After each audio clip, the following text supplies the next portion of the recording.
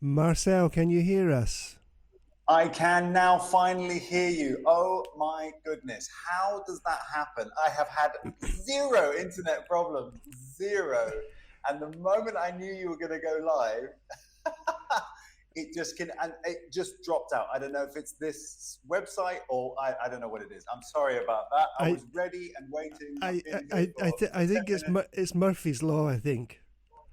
Oh, it really is. It really is Murphy's Law. It's absolutely bonkers. Sorry about that. Welcome back, Marcel. It's Thank you. great to have you back.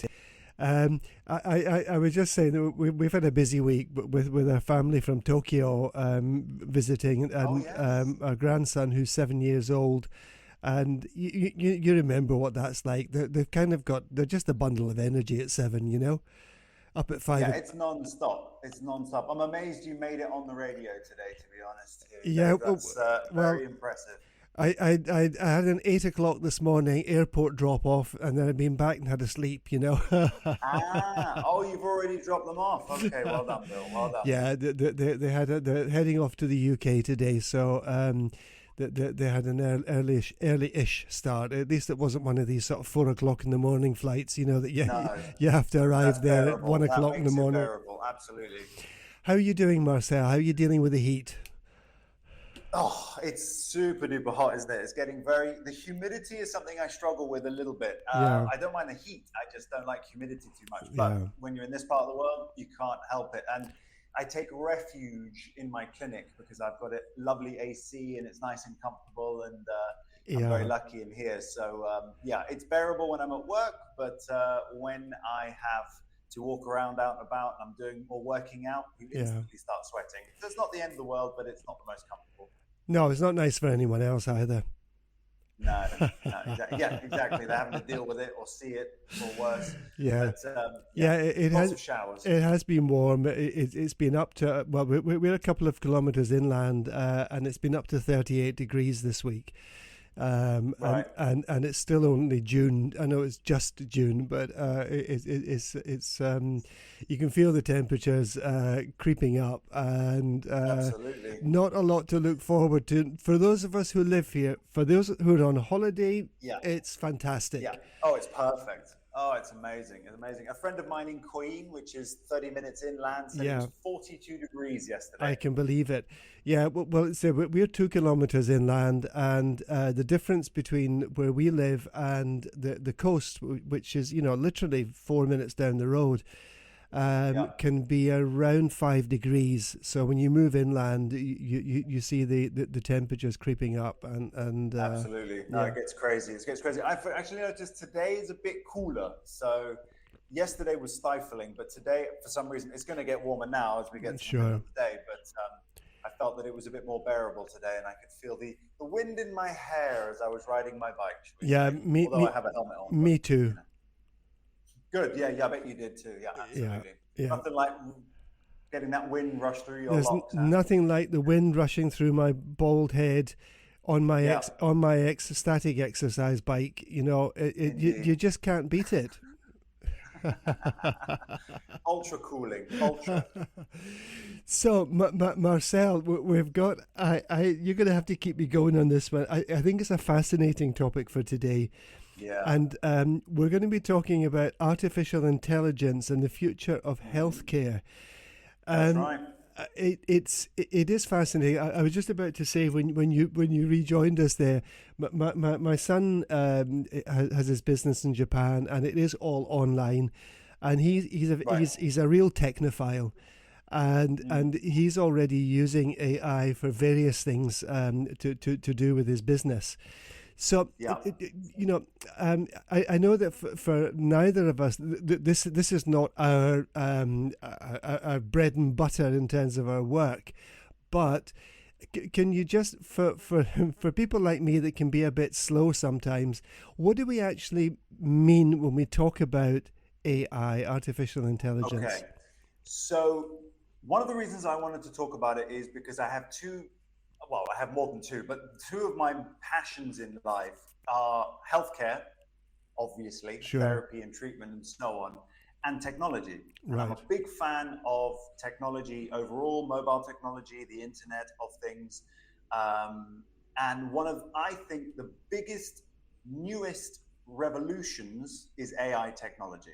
Right. So AI will impact 80% of people's lives, if not everybody's life, just like the internet did. Right. Okay. So where you have these major turning points in history, from the Industrial Revolution to more efficient vehicles, to factory production, to the internet, you now have AI. And AI, of course, stands for artificial intelligence. Yeah. And it is something that is so broad and so important and will change so many aspects of life that it really doesn't make sense to not start learning about it now. Right. And like I say, we want to obviously specifically focus on healthcare, which of course is an area that I want to be acutely aware of, but also what I think that our listeners and anyone else who's interested should understand is that there are a lot of things that could potentially be dangerous about AI, but there's a lot more benefits that we can get from a system called AI. And to briefly explain what it is, AI, obviously the title artificial intelligence makes it sound like, okay, it's a robot with a brain, Right. which in essence is true, but it's a computer with a brain, which can be implanted into a robot. That will be the future. But ultimately, it's what's called a language learning model. And what that means is that it uses all the data that it has access to. And initially, the company that developed the big one called ChatGPT, I don't know if you guys have heard of that yet. Yeah. ChatGPT, yeah, you heard about it, Bill? I've heard of it. My son uses it, but I haven't ventured into that yet, I have to say. Okay. So ChatGPT is the software program. That's the name of it. If you type it into Google, it will come up straight away. But it's just one form of AI software from one company. The reason it's so massive is because it was the first one to be released. But Right. Google have now got their own one called Bard, and Microsoft are using ChatGPT because they're major investors in ChatGPT. Okay. Well, the company that created it is called OpenAI. So you type into Google OpenAI and you go to their website. All of those systems currently they have a free version for anybody to access. It was the fastest growing sign up in history. So they had something like 1 million signups in a week. It was absolutely bonkers. And now, of course, it's exponential. They've got tens of millions of people signing up. And you can effectively ask it any question and get a reliable, not 100% reliable, but a good, coherent response like a human would provide in reaction to you. And the more specific you are with your questioning, the more specific the answer will be. So unlike Google, where you'll type in a question and you might get some links to relevant content on the internet, this software will actually actively answer exactly what your question will be. Right. And that has enormous applications. That's just a very small part of what it does. But basically, it gathers information from data that it's got access to, and it has only recently been given access to the internet. Interestingly, it wasn't given access to the internet historically or in the last couple of months. But the movement of AI is happening exponentially rapidly, like really rapidly. Even in modern technology worlds, AI, because it's so powerful and because it's so smart, in the first 6 months of this year has gone from being pretty good to being amazing, and it's unknown where it's going to be in 2 years' time. Yeah, it was interesting, Marcel. A couple of weeks ago, I was over at the university where I was teaching, which I'm probably going to be going back to. I was saying to some of the professors there, how are things going? And they said, oh yeah, everything's going fine, but we're having enormous problems with it was with this GPT. Yeah. And I said, why? He said, because the students are using it to write all their assignments. Yep. and That's so true. There's going to have to be a shift in the perception of how things are done at university. Correct. Not just by assignments, but actually by testing understanding rather than just by writing an assignment and handing it in and having it graded. Correct. Exactly. So the whole education system, that was the first thing I thought about. The whole education system, which already we know in the majority of institutions, the education system is woefully behind what it should be, right? Yeah. I mean, you've got firsthand experience of that, but most schools are very antiquated. The system of sitting at a desk and listening and then learning off a board and then repeating what the teacher said is so old school. I mean, it's painful. Yeah. And a lot of kids don't learn that way. So this is going to really challenge the whole education system, because now, like the internet was a fantastic resource of information in exchange for books, this now will literally answer the question that the child, the kid, or the young adult is being asked. So if they've got an assignment, as you say, they literally put that in to the ChatGPT, and it will provide them possibly a much better response than they would have themselves. So monitoring that is very tricky. Now, of course, there is now a way where a teacher can evaluate, can take the assignment, put it into another AI system, and that system will tell them if it's AI or not. It's bonkers. And then there's another system where you can put your assignment into an AI system that will make it sound more human now. So it's really exponentially nuts. It really is just going round and round, and it's a huge change in how we're going to be operating. But the application is massive. It can create schedules, for example. It can answer telephone calls and respond appropriately and make bookings online and so on. This is where it's going to go. You're going to have a huge changeover where you make a phone call to a company. It could be a pizza order, and it knows exactly what the menu is. You speak to it. It will place the order, pass it through to the kitchen, and it will obviously take payment and process all of that.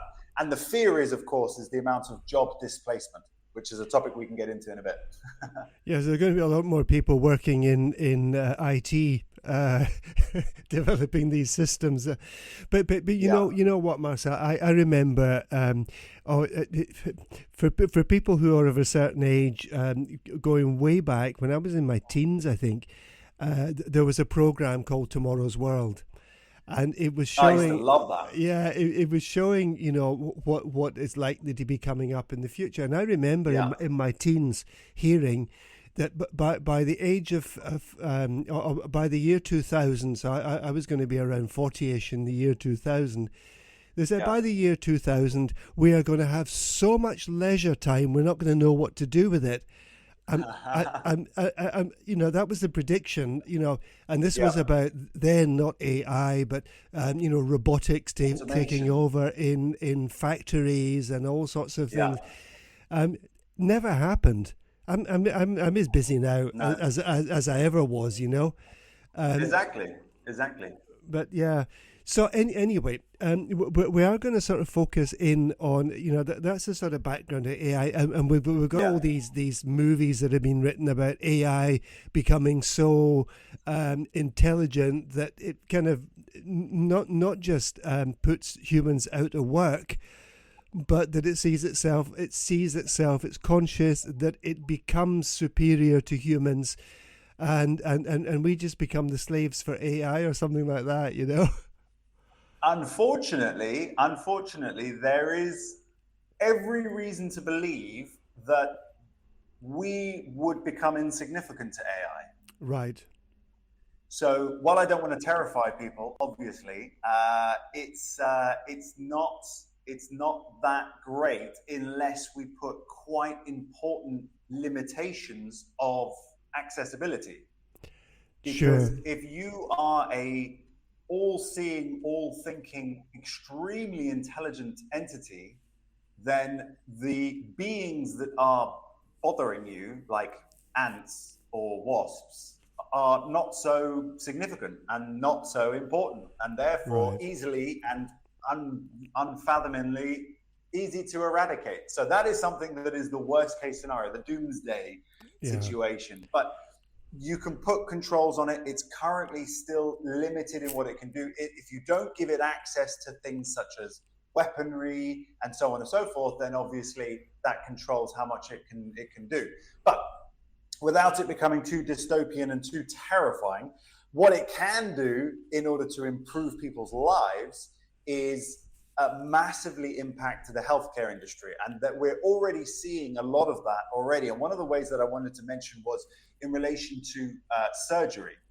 Right. So surgery is absolutely stunning in terms of surgeons can now provide surgery from other parts of the world because of a piece of technology called the Da Vinci device. Right. Which is where a surgeon can be in LA and they can perform the surgery in Sydney, Australia, using a robot that is controlled by them instantly with live imagery, video, and so on, but obviously doing the operation.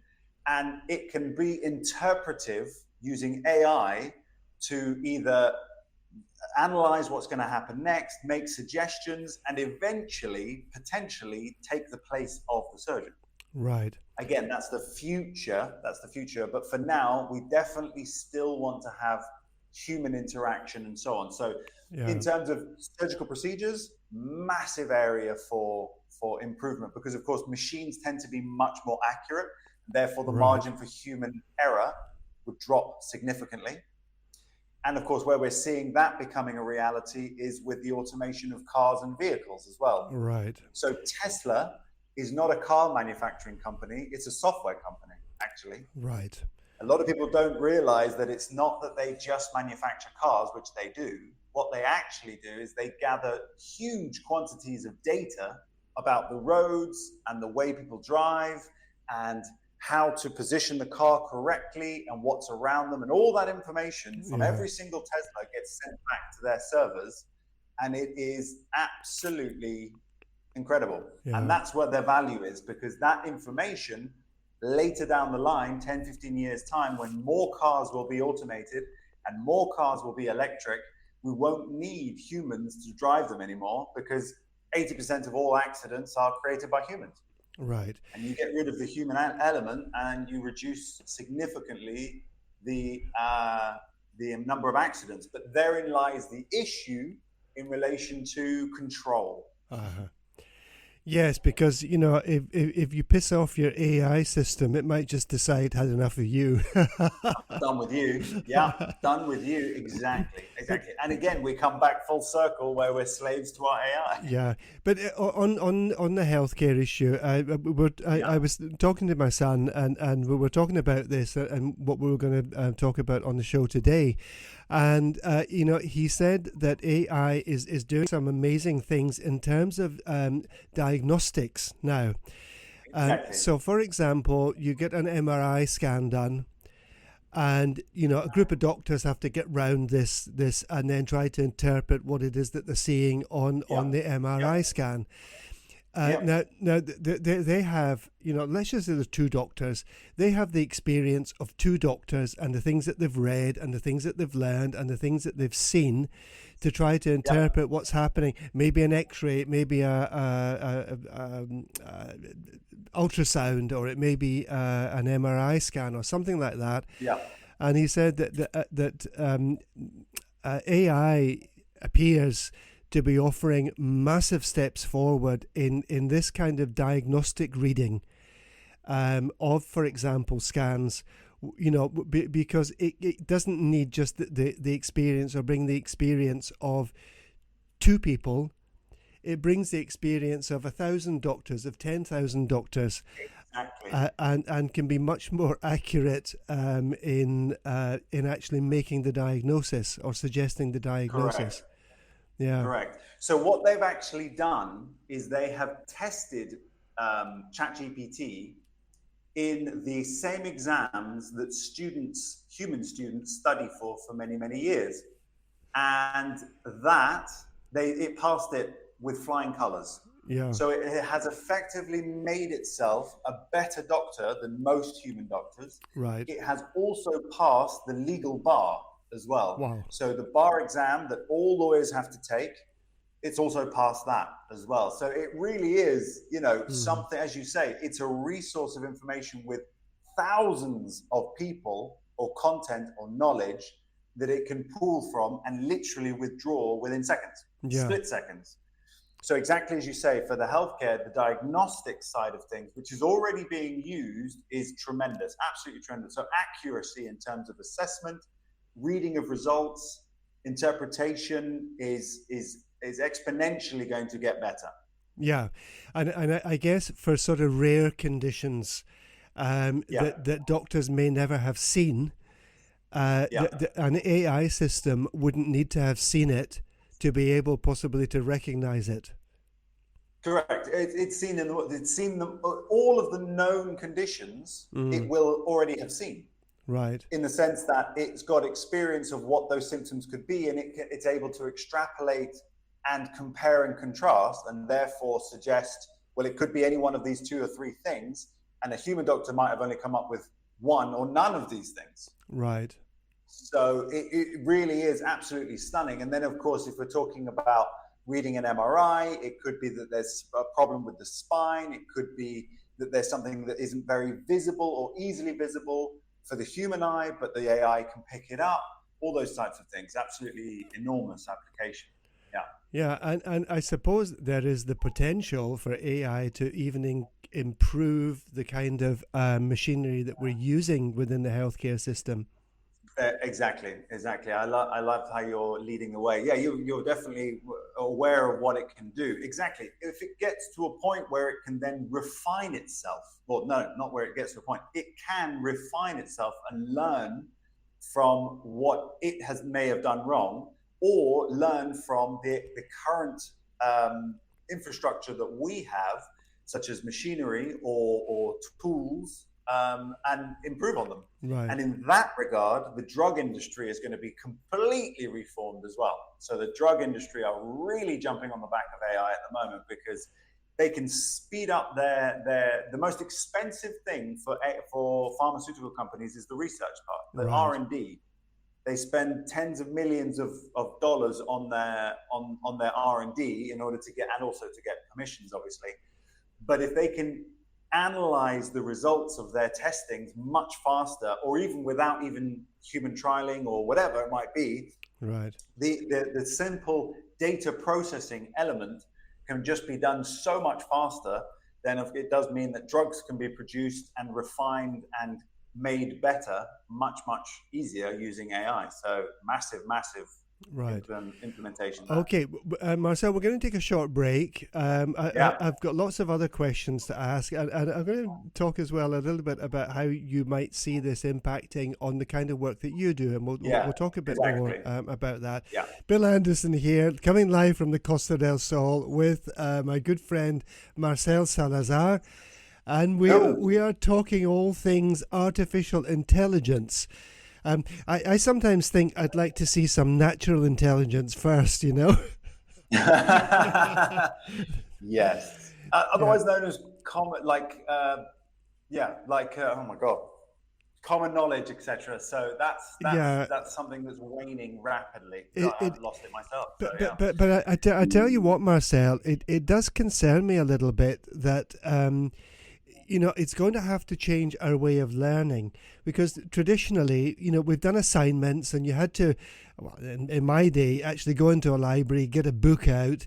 You had to hand copy sections from the book. You had to reference it and whatever. And that was very much a part of the learning process. And, people doing online courses now, how are we going to ensure that online courses actually check understanding, and they haven't got a second computer there with their artificial intelligence telling them the answers? It's going to have to shift quite dramatically, I think, how we address education. And this is where I think a lot of institutions...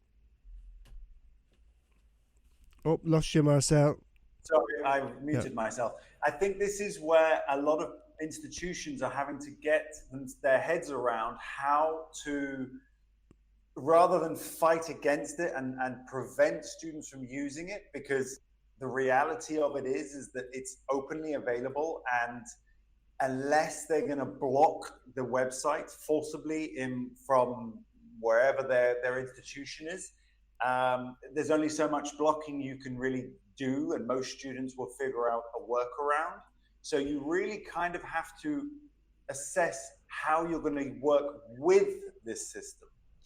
And it is an absolute revolution. I don't have a solution for that because, as you say, my education was born on using resources such as books, writing out information, Sure. highlighting certain things, taking an exam.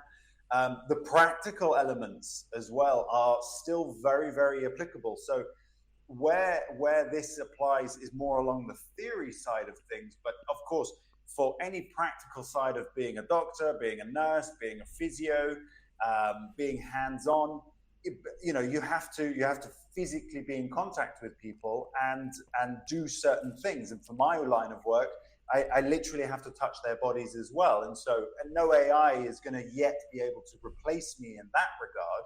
Right. But in terms of assessment, it's going to be able to assist me, hopefully. And it's really going to be able to help me with things like diagnosis, but also rehab structuring. Okay. Because as a resource of information for creating rehabilitation programs and or treatment protocols, I would now have access to thousands of therapists who have input data into various different places, and it can come back at me with a recommended form of therapy. Right. Now, of course, it's up to me as the human to then make my assessment and apply what I think is relevant, right, and what is most beneficial for the patient. But having that information available or accessible is very, very powerful and very, very useful. And it will also be better. There's the famous saying of when people Google their symptoms, and it ends up, they go down this rabbit hole of things, and they end up, oh my gosh, I've got cancer. I've got a pain in my arm, and oh my God, I'm going to need to amputate my arm. And then, oh my God, you start panicking about it. right. And 8 times out of 10, Google's got it completely wrong because it's taken it to the extreme. Whereas when you ask a question for this AI and you explain your symptoms, the chances are that it's going to come back with a much more reliable response that might mean that you don't necessarily have to consult a doctor as urgently as you might want, or it might mean that you don't have to go to your local surgery and then wait there for hours. Or alternatively, if you were thinking that maybe you should go, but you're not really worried about it, then you ask these questions to AI and it says, no, you need to urgently get yourself to hospital because you've got, a little bit of niggling pain in your arm, or a bit of chest, or a bit of tightness in your chest, and you can't quite breathe. Some people don't necessarily listen to their bodies terribly well, but if you were to ask these questions in an AI, it would probably recognize much faster the severity and whether or not it would be necessary to go and see the human element as well. So it's going to be massive, and it's not yet mainstream, but it will be very, very soon. Yeah, I mean, I'm listening to you here, Marcel, and I hear a lot of enthusiasm about AI. I'm probably a bit of a Luddite, and I'm interested in it, but I haven't stepped into that world yet of experimenting with AI. But I hear a lot of enthusiasm here coming from you about not replacing, but incorporating AI into the work that you're doing as a physical therapist. Definitely. I mean, if you, whenever major things change, it always makes us as humans panic. We worry about change, and we're not very good with change as well. But what we are is adaptable. Right. And with adaptation, we can always make things better. And this is a huge shift in the way we access information and the way we can analyze information as well. So for me, I definitely feel that there's going to be a benefit to my patients, because instead of just getting me and my experience, which is, to be honest, very, very good, mm-hmm. I can now access information that will give me more resources that will perhaps give me things that I hadn't perhaps thought of, right. Or answer questions that I was not able to answer. And of course, we all use the internet to gather information or to ask questions, etc. This is just the evolution of that. So this is like Google, but 10 times more powerful. In a Right. year's time, it's going to be 100 times more powerful. Yeah. And where we can't even fathom where this is going to go, but it literally will probably touch 80% of all things in our current world, and then Yeah. make them bigger and better and so on. But there are some downsides, of course. Aside from world annihilation, there are some things that we lose in terms of privacy, etc. So there are some Well, questions about privacy and so on. I think that's one of the areas. You know, Yeah. I'm reluctant to fiddle around with AI, even if it's one of these websites that you've mentioned already, because Yeah. it's like, are they collecting information on what I'm asking? I'm asking them, and I guess the answer has to be yes. That this information Yes. will be gathered, and Since people. the dawn of the internet, they've been gathering everything you're asking. Sure, sure. Yeah. Um, And now, to be honest, I mean, what AI isn't yet doing is it's not tracking you. right, It's not yet, following you, yet, but that already exists in a big way, yeah, in a very big way. I mean, we've got Google who track absolutely everything about you. You've got Facebook who know more about you than most of your family do. right, So it already is there, it already exists, and it just depends on whether we're accepting of that or not. Now, when it comes to medical, again, where the medical side of things comes about that would be very useful is one of the biggest problems in, for example, the national health system in the UK. I actually got to speak to an IT technician who was a consultant for the NHS. And that's another conversation about the fact that they don't bring people in. They use consultancy, which is 3 times the cost, which is why it's one of the most inefficient systems in the world. But the NHS is a fantastic health service. But what it can't do is communicate effectively in terms of data resources from different places. So, for right, example, your GP surgery may not have any connection in terms of your records with a hospital. right, yeah, So when you turn up to a local hospital, or even not a local hospital, in another country, there is no accessibility for your records from your GP, right, yeah, which you would think by now there would be a system that would be in place. But this was a few years ago that I was talking to this chap, but it was something that they were trying to create this integrated system. But it was so complicated, so convoluted, and so much bureaucracy that they couldn't combine all the records from the GP and, let's say, a localized access point, shall we say. right. They couldn't create it. So they spent millions of pounds and ended up scrapping the whole system. Sure. AI could potentially figure all of that out. You Right. literally ask it to create the code that will allow this server to link with this server and allow access for this information to anywhere else around in this area. Create the code for that, go, and it will do Right. it. Because it is a programmer. AI is a programmer, so it will create code. It can create a website in 10 minutes Right. or less. Marcel, you have, and you've said this very clearly. You're a physical therapist. You have a very literally, very hands-on job. Yeah. Do you have any concerns that AI will be seen to be a cheap way of getting things done, and we begin to depersonalize healthcare? Correct. Exactly. And for a lot of people, the important thing is not getting an answer. It's actually talking to someone face to face and Correct. having something explained to them. Unfortunately, I think the reality of the healthcare system will be that people will walk into a clinic or hospital. They will stand in front of a screen. They will get a full body scan and answer a series of questions, and the computer will assess them. That's what I think is going to happen in the next 15 to 20 years, probably. And it will scan them fully, give them a diagnosis, and boot them out the door. And you're absolutely right that the human element, the interpersonal skills, the connection is going to change over the coming future. Yeah. It's definitely going to change. But there will be elements where it's unavoidable and thankfully will be hopefully prioritized in terms of it being a human interaction, like maintaining mental health.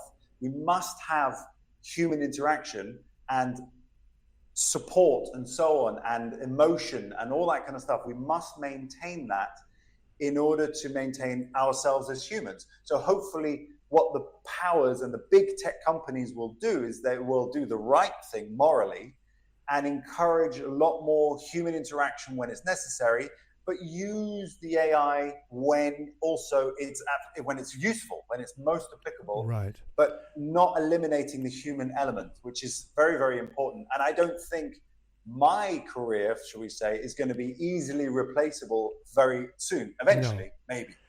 But in any time soon, I don't think so. But for resourcing and comparison and data analysis and medical reviews, etc., pharmacological reviews, absolutely, I think AI is going to be integrated very, very soon. Right.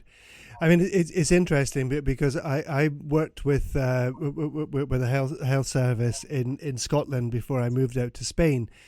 And one of the things I noticed was that as chief executives of health boards were retiring, they were not being replaced by doctors whom they had always previously been.